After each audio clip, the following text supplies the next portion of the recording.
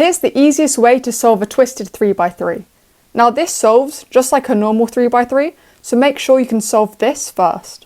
Our first step is to make our white cross, where we have the 4 white edge pieces around our white centre. Just make sure they're in the correct order. So if white on top, it should go green, then red, then blue, then orange, like this if I'm going round to the right. If this order isn't correct, then it won't line up correctly with our centres in the next step. Next, we're going to flip our cubes over, so yellow's on top, and we need to match up our white edge pieces with the centres above it. So this edge piece here has green, so I know it will either match with this centrepiece here, as it contains green, or this centrepiece here, as it contains green. But the problem is figuring out which one. To put it quite simply, you need to make sure that your centrepiece is lining up flush with one of the edges at the bottom. So since this one doesn't line up flush with the one on top, I know it's one turn away, either like this or like this. Now, as to tell which one, I also know that these two green bits must line up. So this one, even though it's flush, it must be 180 degrees off, as this green needs to match up with this green here. So this centre should look like this, and it would line up with flush with an edge at the bottom. And this one here will look like this, so that it will line up flush with the edge piece to match up here. I know that might sound a bit complicated, but it's quite hard to explain, and this is definitely the hardest part. So if it's wrong, you can just trial and error it and correct it later. Now, by determining this, I now know which way this centrepiece is meant to turn. So this one is turned like this.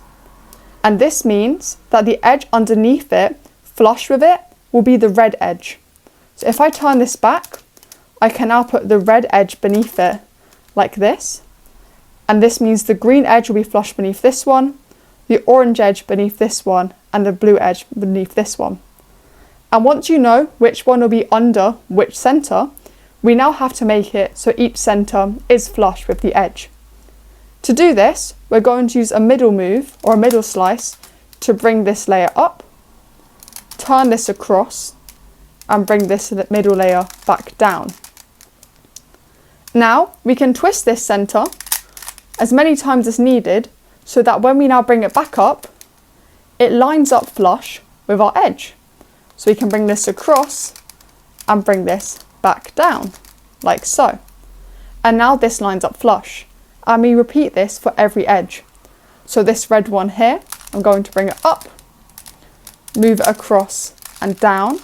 So now we can spin this freely. We're going to rotate it so that when we bring it up, oh, that's not right. Here it is.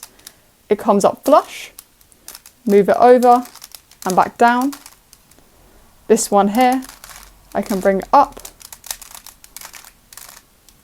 rotate it until it's correct, bring it up again and back down. And my last one here, just like so.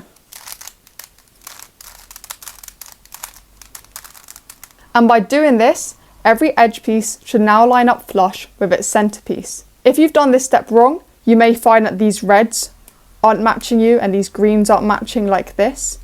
And so you need to twist each centre 180 degrees, or twist two opposite centres, I should say 180 degrees.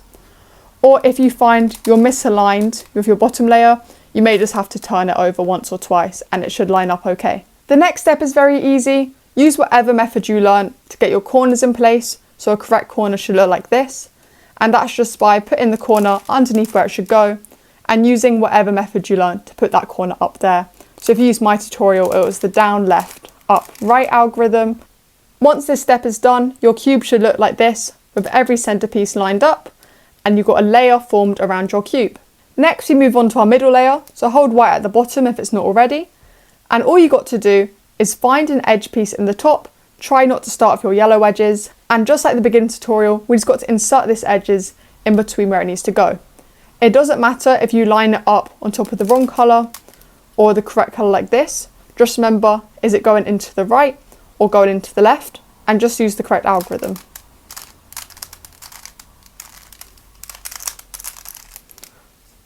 Once your middle layer is all complete, and you move on to your last layer, you may have an impossible case on a normal 3x3.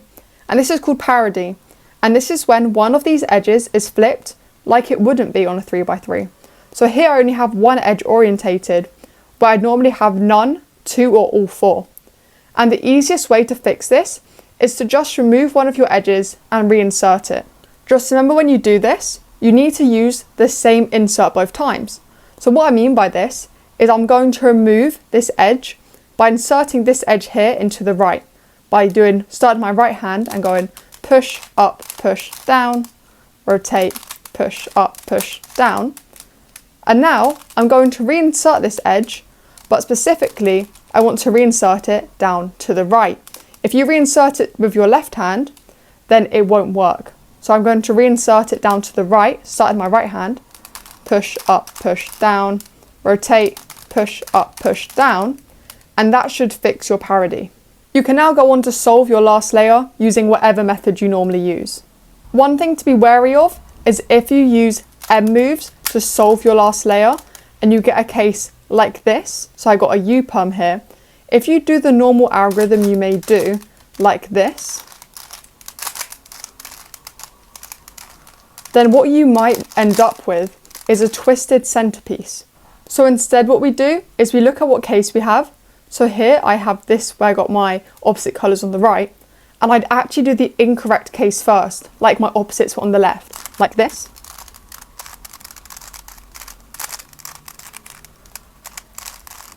And now this will bring me to the other case with my opposites on the left, like I did just before, but I've got a twisted centre.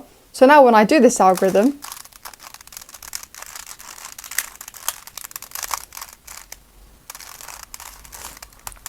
the centre will untwist and your whole cube is solved. I really hope this tutorial helped you out, and if it did, please consider liking and subscribing. And if you have any questions or requests, just drop them in the comments. Thanks for watching.